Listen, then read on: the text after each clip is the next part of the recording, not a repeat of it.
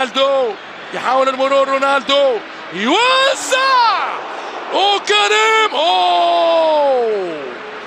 عبد النور. لا لا لا لا، من المفترض وأنه لا يقبل هذا الهدف.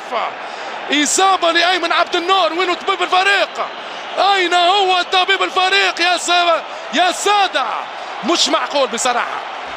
مع احترامي للريال، مع احترامي للريال، إصابة أيمن عبد النور.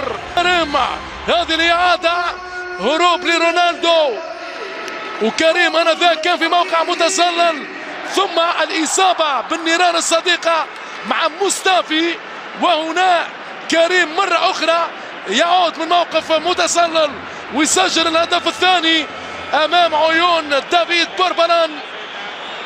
ما الذي يجري فوق الميدان؟